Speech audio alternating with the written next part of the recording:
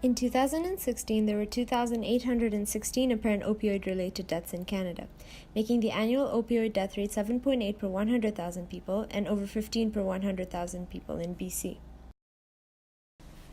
What are opioids? Opioids are a class of drug that include natural, synthetic, and semi-synthetic narcotics. Some of the most known opioids are heroin, a semi-synthetic drug, fentanyl, a fully synthetic drug, and prescribed pain relievers such as oxycodone, hydrocodone, codeine, morphine, and many others.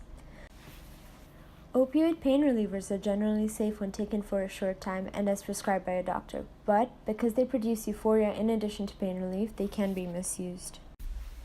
Opioids affect bodily functions. They act on the neurons in the brain, temporarily reducing the effectiveness of message transmission, thus reducing pain and anxiety. They create a sense of numbness in the body and mind. High doses can create a short-lived feeling of euphoria and drowsiness. Naturally, these effects can be addictive.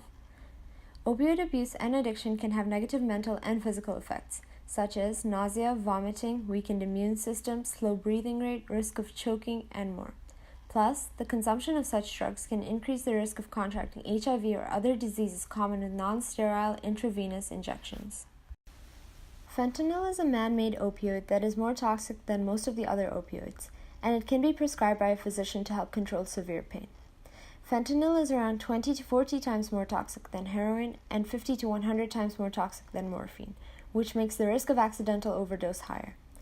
Increasingly, fentanyl is being detected in overdose deaths in BC. Shipped illegally from Asia, fentanyl and other drugs are being sold on the streets. In 2016, BC's provincial health officer declared a public health emergency in response to the rise in drug overdoses and deaths.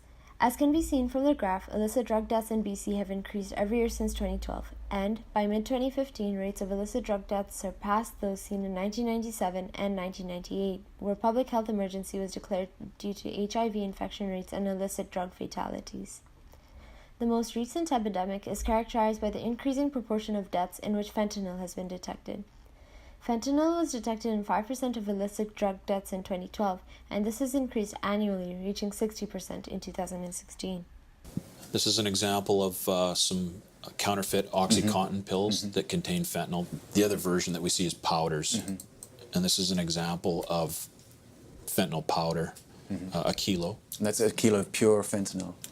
Yes, it's enough to make 1 million pills. So how much fentanyl does it take to kill someone? As little as 0.5 milligram.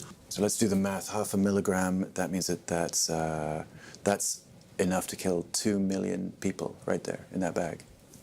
Yeah. So that is how strong it is. Where is this stuff being manufactured? In China.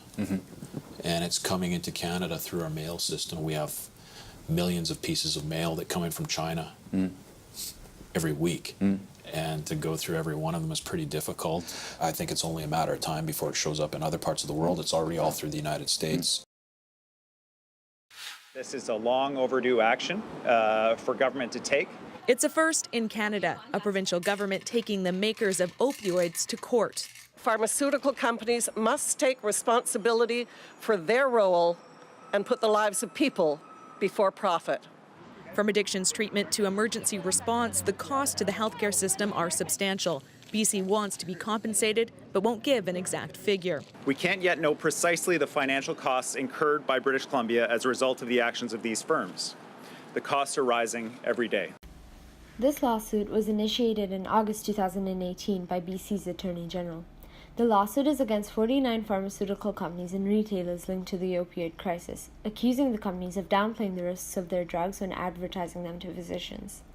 The lawsuit seeks only to recover the costs to the public healthcare system, such as addiction treatment, emergency response, and hospital expenses. Purdue Pharma, one of the companies named in the lawsuit, denied any wrongdoing by stating that the opioid crisis is a complex system with many factors in place, such as both the prescription and illegal opioids, and that furthermore, all stakeholders must be held responsible to provide practical and sustainable solutions to the ongoing crisis. There has been speculation over whether the lawsuit will have an impact on the overdose crisis, since it is one that needs an urgent response, whereas lawsuits tend to drag out for decades and could potentially be diverting resources away from the frontline response solutions.